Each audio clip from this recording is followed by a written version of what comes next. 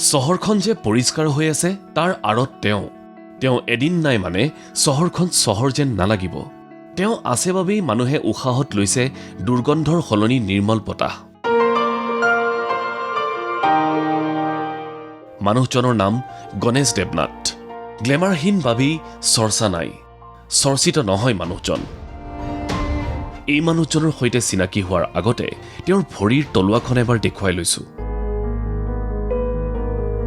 তলুৱাৰ গুৰুহাত ফোঁহা উঠি সেই ফোঁহাৰ পৰা গাঁত হৈ গৈছে। মাৰ্ঘেৰিটাৰ লিডু চহৰৰ চিনাকি মুখ গণেশ দেৱনাথ। সকলোৱে গণেশ দেৱনাথক দেখে, অথচ নেদেখে গণেশ দেৱনাথে যে তেওঁলোকৰ মৰমৰ চহৰখন পৰিষ্কাৰ কৰি ৰখাৰ বাবে কিমান কষ্টেৰে কাম কৰিছে।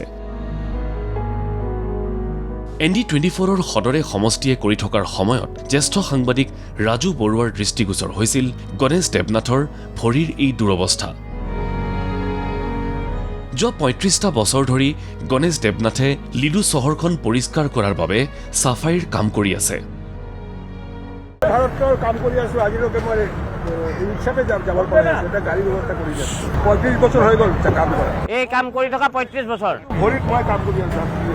ভৰি চাওক, এয়া এজন মানুহৰ আমি ভৰিটো দেখুৱাইছো। তেওঁ কাম কৰি কৰি তেওঁৰ ভৰি কেনেকুৱা হৈছে সেয়া দেখুৱাইছো।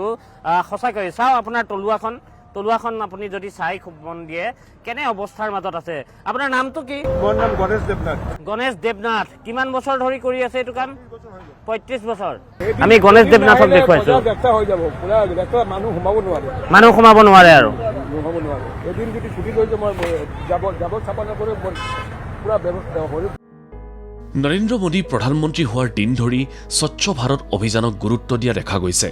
কিন্তু দুখৰ কথা, অভিযানটোৰ মূল যোদ্ধাৰেই এতিয়া এই দুৰৱস্থা। এযোৰ বুট জোতা নাই গণেশ দেৱনাথৰ, যাৰ বাবে আৱৰ্জনা চাফা কৰি যোৱা গণেশৰ ভৰিৰ তলুৱা এক প্ৰকাৰ শেষ হৈ গৈছে। হয়তো কয়লা ৰাণী মাৰ্ঘেৰিটাৰ কয়লাৰ প্ৰভাৱতেই বেছিকৈ নষ্ট হৈছে গণেশৰ ভৰিৰ তলুৱা। গণেশ দেৱনাথৰ আনকি জাবৰ টানিবলৈ এখন ভাল বাহনো নাই। পেডেল মৰা এই ৰিক্সাৰ দৰে বাহনখনেৰেই চহৰখন পৰিষ্কাৰ কৰি ৰখাৰ কাম কৰিছে গণেশে। গাড়ী নাই। স্বচ্ছ ভাৰত মিছন, প্ৰধানমন্ত্ৰী নৰেন্দ্ৰ মোদীৰ সপোনৰ স্বচ্ছ ভাৰত মিছন, যি স্বচ্ছ ভাৰত মিছনৰেই প্ৰধানমন্ত্ৰী নৰেন্দ্ৰ মোদীয়ে যদি 14ৰ পিছত কোৱা যায় প্ৰথম কাম হিচাপে তেওঁ এইটোৱে লৈছিলে, স্বচ্ছ ভাৰত মিছন।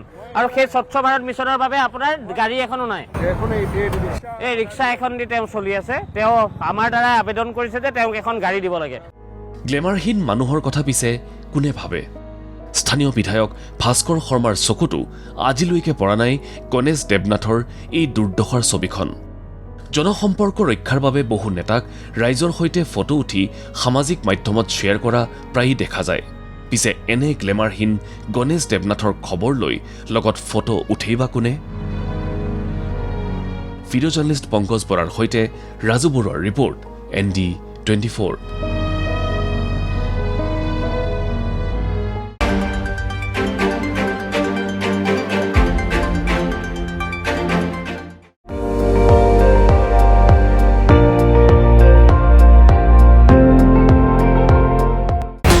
আপুনি চাই আছে ND24, সৰ্বশ্ৰেষ্ঠ নহয় সৰ্বোত্তমৰ দৌৰ।